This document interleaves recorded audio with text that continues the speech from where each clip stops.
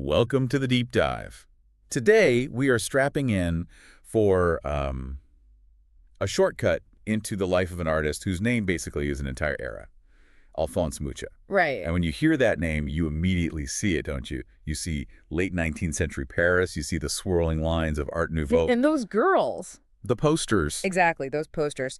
The idealized women with hair that just seems to flow and curl like living vines. And that right there is the central problem of his entire life. Huh. The man himself, Mucha, would have deeply resented being remembered just for that. Really? But it's what made him famous. It's what made him famous. But we're talking about a commercial phase that lasted, what, barely 10 years. He would have hated being seen as just a Parisian artist who sold things. So the icon we all know, the master of this beautiful decorative style, was secretly aiming for something completely different. Completely. And that's our mission for this deep dive, to look at the biography, to look at the work, and find the real Mucha, a passionate Czech patriot whose lifelong goal was not selling champagne.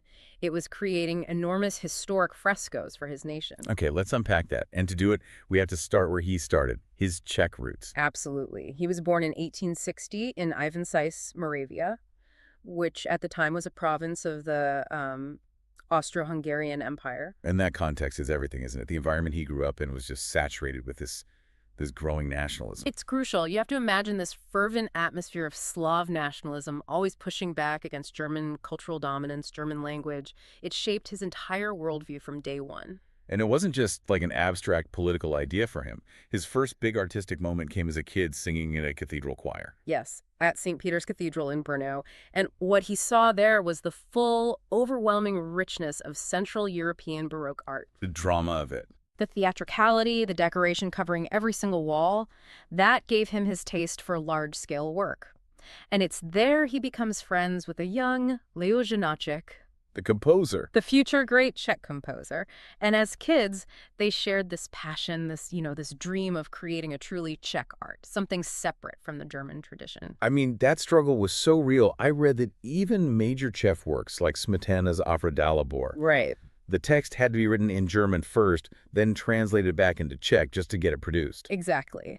So Mucha sees himself as part of this cultural resistance, this fight. But for all that ambition, his first attempt to join the art world was a complete disaster, wasn't it? A total flop. He failed, and failed spectacularly to get into the Academy of Art in Prague in 1877. So what did he do?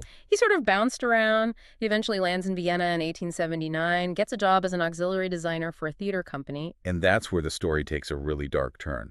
A truly devastating moment. In 1881, the Ring Theater, which was the firm's main client, it burns to the ground. A horrific fire. Over 500 people died. Wow. And just like that, Mucha's job is gone. His whole livelihood. He's broke, adrift in the middle of this massive public tragedy. He ends up in a small town called Mikulov, just scraping by, painting portraits. It's amazing how sometimes a catastrophe can create an opportunity.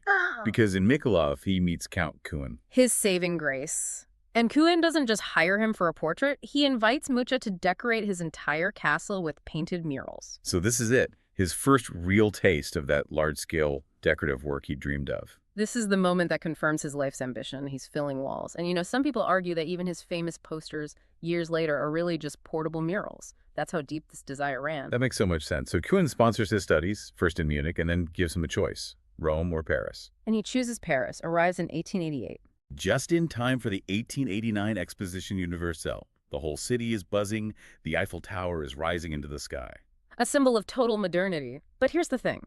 Mucha arrives in the capital of Impressionism, of post-Impressionism, and he's not really interested in any of that. He goes to the Julian Academy, a very academic school. Yeah. Even shared a studio with Gauguin for a bit, met some of the Nobby's painters, but his head was somewhere else entirely. His spiritual home was with the symbolists. Artists like Puvis de Chavannes, Moreau, Redon, they were reacting against all that materialism. They wanted myths, spirituality, emotion. And Mucha's own background, his Czech spiritualism, his dream of creating these grand, moralizing murals, it just fits perfectly with symbolist thinking. Perfectly. I mean, look at Puvis de Chavannes' work. It's flat, stylized, almost like a tapestry. It gave Mucha a model for how to paint a mural without being stuck in, stuffy academic realism. And the atmosphere he created for himself in his own studio. Oh, it was like a performance. People described it as a secular chapel.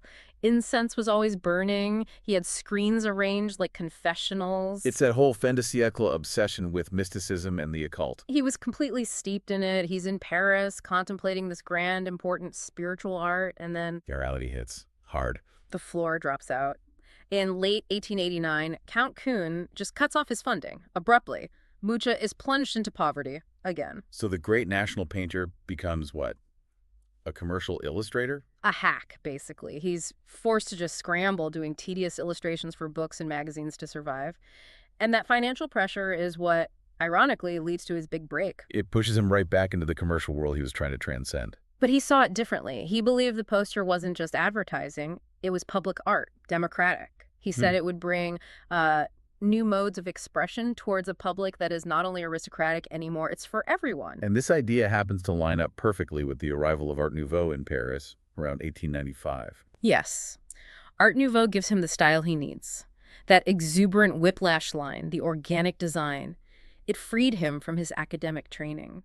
The man and the moment met. Which brings us to the legend, the almost too good to be true story of the Gismonda poster. It is like something from a Hollywood movie. It's Christmas 1894. Mucha is covering for a friend at a print shop, and a call comes in. It's for the one and only Sarah Bernhardt. The queen of the Parisian stage. And she needs a new poster for her play, Gismonda, and she needs it by New Year's Eve. A total rush job.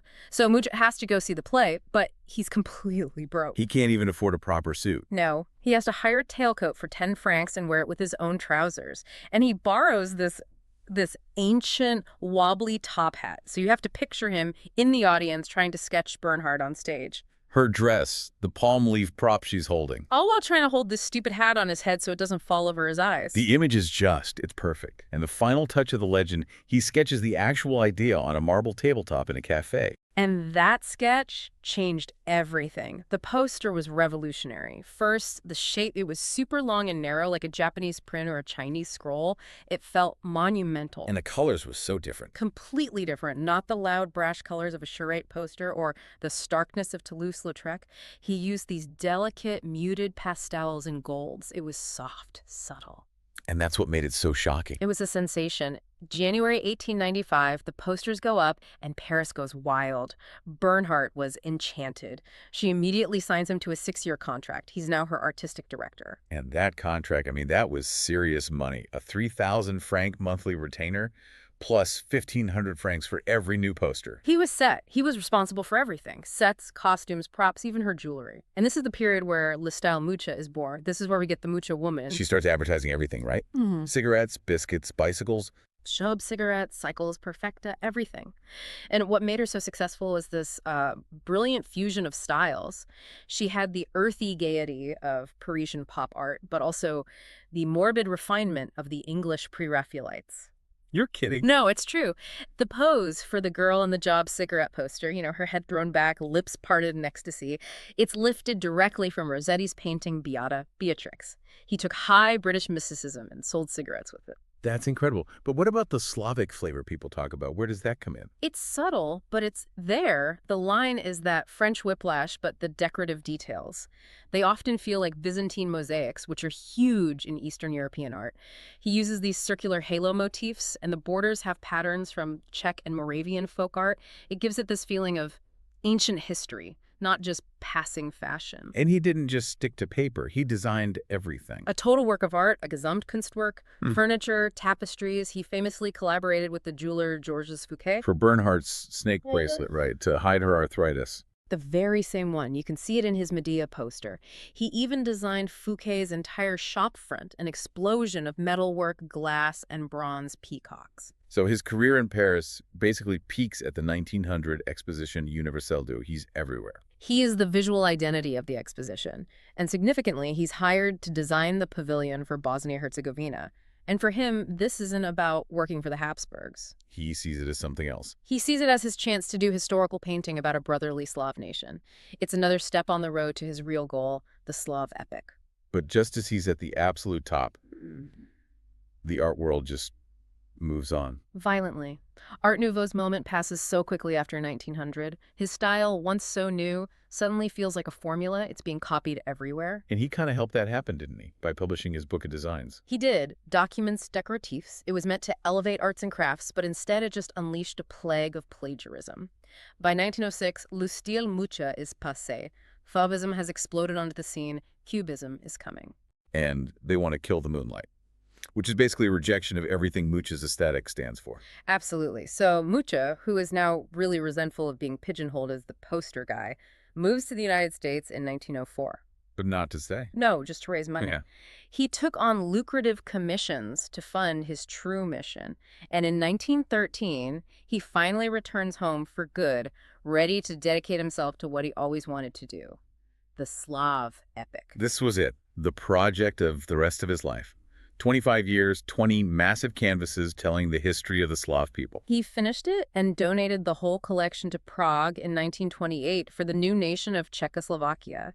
He saw it as his ultimate gift. But this is where we find the great paradox of his career. Which is? The deep irony is that, well, the Slav epic paintings, while they're huge and technically skilled, critics find them curiously lacking in individuality. They're very academic. They follow the rules of historical painting. Wait, so the unique signature style he created, the one that everyone loved and had that subtle Slavic feel, Yeah. that was his commercial work. That was the commercial art. And the art he dedicated his life to, his patriotic masterpiece, was actually less distinctive. Aesthetically, yes. It's the tragedy of his legacy. He created a unique personal style to sell products, but felt he had to use a conservative, traditional style for the art that was meant to define his nation. He died in 1939, just after the Nazis occupied Czechoslovakia, always believing the Czech spirit would rise again. So what we're left with is this career built on an incredible tension, the commercial need, those Art Nouveau girls, and this deep, lifelong drive for a national legacy with the Slav epic. And if you want to connect those two worlds, just remember where it all started. The theatricality of the Baroque church, the desire to cover walls in Count Kuhn's castle. His posters were just a way of making those murals portable and profitable. It really makes you think. Here's an artist who achieved global fame, who defined an entire look, but he basically dismissed all of it in favor of his true purpose. So what does that mean for his legacy? Is Art Nouveau the definitive success story of Alphonse Mucha, or is it the definitive misinterpretation? That's something for you to consider.